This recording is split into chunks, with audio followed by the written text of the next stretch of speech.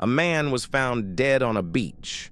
No identification, no clear cause of death, no signs of violence, just a body resting against a seawall on an Australian beach. At first, police thought it was simple. Maybe a drunk man passed out, maybe a suicide.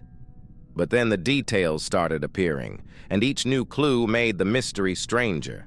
A hidden message, a secret code, a suitcase full of unexplained items, and a man whose identity remained unknown for decades. This is the story of the Somerton Man.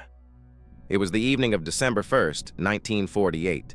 People walking along Somerton Beach near Adelaide, Australia, noticed a man sitting against a seawall. He was well-dressed, suit jacket, polished shoes, tie. One witness later said the man raised an arm slightly, then let it drop. No one thought much of it, but the next morning, he was still there, dead. Police arrived quickly. There were no obvious injuries, no blood, no signs of a struggle. His expression looked calm, almost too calm. And that was the first unsettling detail. Investigators searched his pockets expecting answers. Instead, they found almost nothing. No wallet, no identification, no passport, even stranger. Every label had been removed from his clothing, every tag carefully cut out. Someone clearly did not want this man identified. But why? The man appeared healthy, well-groomed, physically fit. His fingerprints didn't match any known records. No missing persons report matched him. It was as if this man had appeared out of nowhere and died without existing. Then the autopsy raised even more questions. Doctors couldn't determine an exact cause of death. Some believed poison was involved, but no poison could be identified. His organs showed unusual signs of congestion. His spleen and liver appeared abnormal. Still, no definitive explanation. No disease, no physical trauma, nothing clear enough to solve the case.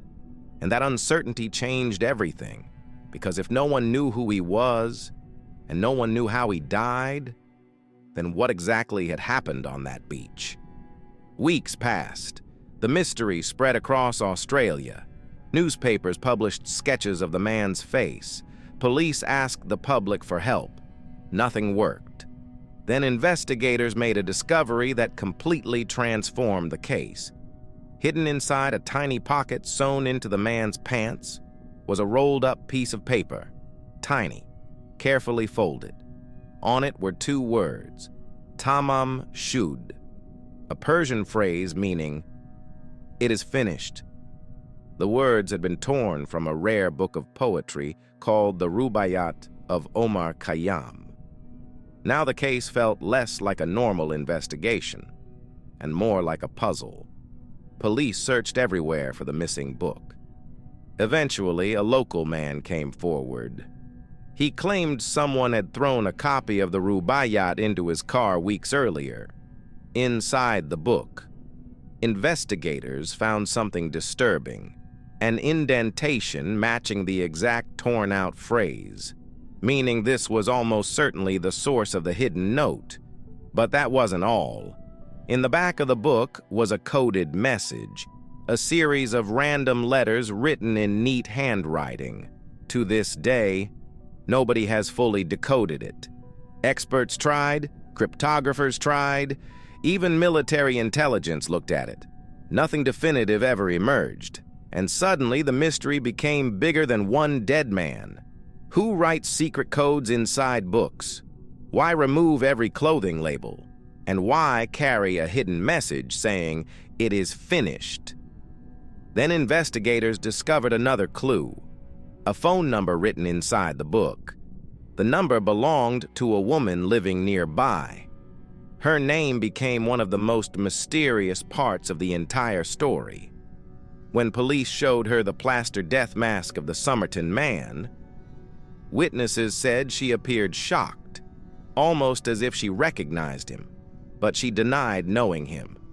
Officially, she claimed she had never seen the man before, Still, investigators remained suspicious, especially after learning she had once given a copy of the Rubaiyat to another man years earlier. The coincidence felt impossible to ignore.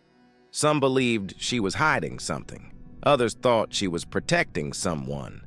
But without proof, the mystery deepened again. As years passed, theories exploded. Some believed the Somerton Man was a spy. And honestly, the evidence sounded convincing. The late 1940s were the beginning of the Cold War.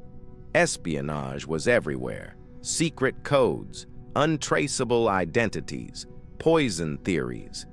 It sounded exactly like something from an intelligence operation. The man's carefully removed clothing labels suggested planning.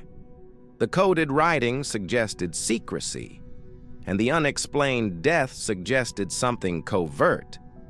Some believed he had been poisoned by a substance too rare to detect at the time. Others thought he carried intelligence information and was silenced. But there was a problem. No evidence ever proved it. Not a single document connected him to any government agency. No fingerprints, no records, no confirmed identity, just theories. And the deeper people looked, the stranger the mystery became. Then came another unsettling detail. Investigators noticed the man had unusually developed calf muscles.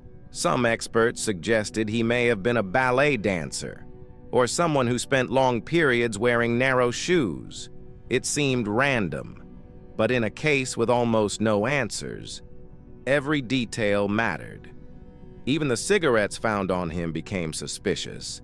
The cigarette pack was labeled as one brand, but contained another brand inside. A small detail, but another sign that something about this man was deliberately misleading. Almost like layers of false information had been placed around him. Years turned into decades. The Somerton Man became one of the world's most famous unsolved mysteries. Books were written, documentaries released, internet forums obsessed over the case. People tried decoding the message again and again. Some thought it was military encryption. Others believed it was meaningless. Random letters designed to create confusion. Theories became endless. Spy, smuggler, escaped criminal, secret lover, intelligence agent. But the biggest question remained unchanged. Who was he? Then, decades later, science entered the mystery. Researchers used modern forensic techniques hoping DNA could finally reveal the truth. The Somerton Man's body had been preserved for years. Eventually, investigators exhumed the remains for advanced testing. For the first time in decades, there was hope. And in recent years, researchers announced a possible breakthrough. Using DNA analysis and genealogy research, some investigators concluded the man may have been an electrical engineer named Carl Webb, an ordinary man from Melbourne. Not a spy, not a secret agent, just a man with a complicated past. But even this conclusion remains debated. Not everyone accepts it as definitive proof, and many questions still remain unanswered. Why were the labels removed? What did the code mean? Why carry the hidden message? And most importantly, how did he die? That's what makes the Somerton Man case so disturbing. Every answer creates new questions. A dead man with no identity, a hidden message inside his clothes, a coded note nobody can solve, and a mystery that survived for generations. Even today, parts of the story remain unsolved, and maybe they always will. Because sometimes the scariest mysteries aren't the ones involving monsters or ghosts. Sometimes it's the mysteries involving real people, real deaths, and secrets buried so deeply that history may never fully uncover them. So who do you think the Somerton Man really was? A spy? A lonely traveler? Or someone whose true story disappeared with him forever? If you want more stories where history refuses to stay buried, hit subscribe and watch what happens next. Because some places never let go. Thanks for watching.